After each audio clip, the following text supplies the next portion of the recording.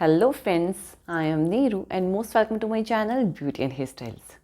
Friends, आपको बहुत ज़्यादा प्रॉब्लम आती है कि आपको फेशियल भी करना है, आपको ब्लीच भी करनी है, आपको थ्रेडिंग भी करनी है, आपको फेस वैक्स भी करनी है। मीन्स टू से सभी कुछ करना है और एक साथ करना है तो कैसे करें।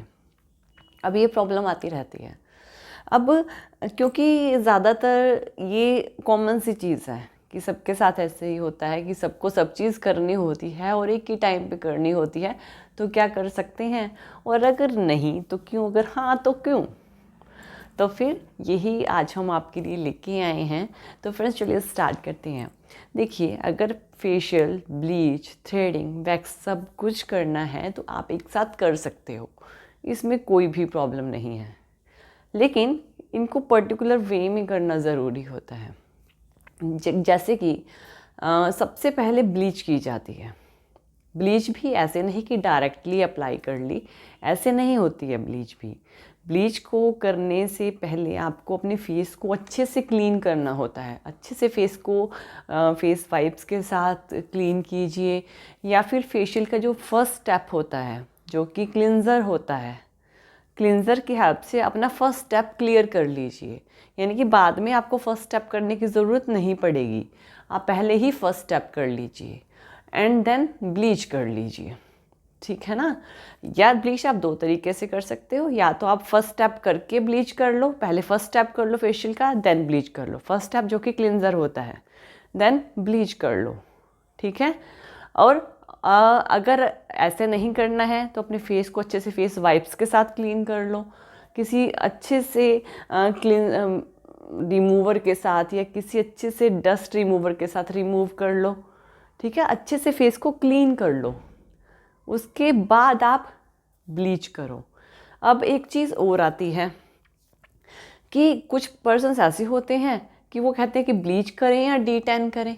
तो ये मैं हमेशा रिकमेंड करती हूँ कि एक ही चीज़ करो, या तो ब्लीच करो या डी टैन करो। दोनों अलग अलग चीज़ें हैं, दोनों नहीं करनी है। एक ही चीज़ को प्रेफर करो या करोगे डी टैन, ठीक है। दोनों कर सकते हो, पहले फेशियल से पहले करना है, या फिर फेशियल का फर्स्ट स्टेप करने के बाद या ब्लीच या डी टैन कर लें, लेकिन एक ही चीज़ करनी है, दोनों नहीं करनी है। क्योंकि पूछते हैं मुझसे ये भी कि ब्लीच कब कब करें, डी टैन कब करें, किस तरह से करें। एक ही चीज़ करनी है, दोनों के पर्पस अलग अलग होते हैं। अब ये करने के बाद आप जाते हो फेशियल पे। इसके बाद आपने फेशियल कंप्लीट करना है, पूरा एंड तक पूरा फेशियल कर लेना है। जब आपका फेशियल कंप्लीट हो जाए, अगर आपको कोई थर्मोपैक यूज़ करना है तो कर लें, नहीं करना तो रहने दें। क्योंकि थर्मोपैक का भी कंडीशन होता है कि 30+ में किया जाता है, क्योंकि एंटी एजिंग के लिए होता है। तो अगर आपको थर्मोपैक वगैरह करना है तो फेशियल के एंड में कर सकते हो, ठीक है। फेशियल कंप्लीट होने के बाद कर सकते हो। जैसे ही आपका फेशियल कंप्लीट हो, उसके बाद आप थ्रेडिंग और वैक्सिंग कर सकते हो। थ्रेडिंग कर सकते हो, फेस वैक्स उसी टाइम पे एट द टाइम कर सकते हो, कंप्लीट क्लियर कर सकते हो। अब आप कहोगे कि थ्रेडिंग और जो वैक्स फेस वैक्स वगैरह होती है वो हम पहले क्यों नहीं कर सकते। देखिए क्या होता है ना कि जो हमारी ब्लीच होती है वो बहुत स्ट्रॉन्ग प्रोडक्ट है। ब्लीच एक स्ट्रॉन्ग प्रोडक्ट है। तो अगर हम पहले फेस यानी कि वैक्स कर लेते हैं या थ्रेडिंग कर लेते हैं, तो जो हमारा हेयर होता है ना, जहाँ से हेयर निकलता है, स्किन के जिस पार्ट से, जिस पोर से हेयर निकलता है ना, वहाँ पे ना एक हल्की सी इतनी माइनर इंजरी हो जाती है ना कि वो दिखाई नहीं देती। वो बहुत ही ज़्यादा माइनर होती है, इतनी ज़्यादा कि वो दिखाई नहीं देती। अब मान लो कि अगर आप थ्रेडिंग या वैक्स पहले कर लेते हो और देन ब्लीच कर लेते हो, तो क्या होगा, है ना। एक तरह से इंजरी के ऊपर आपने कोई केमिकल लगा दिया।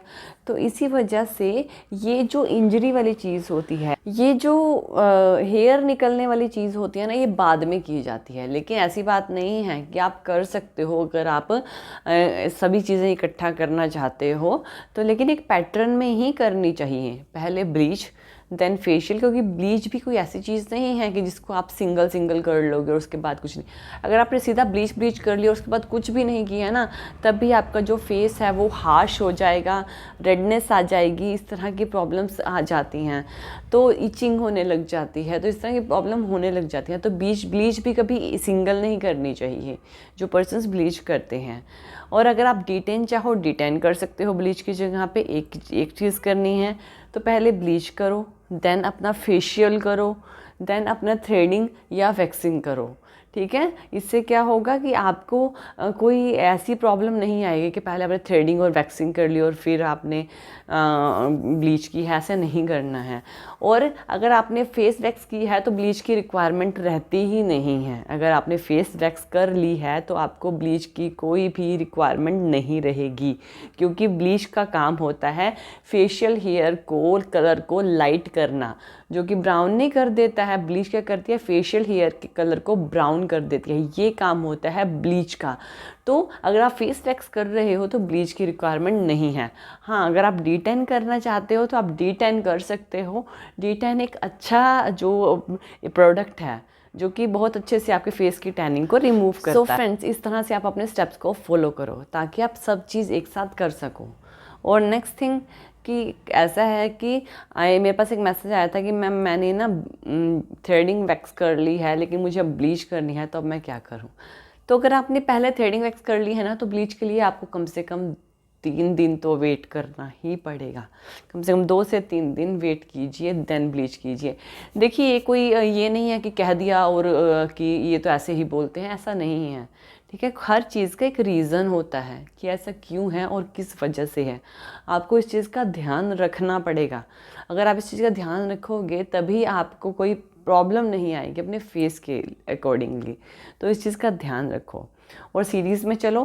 पहले ब्लीच या first step cleanser, then bleach, then facial, then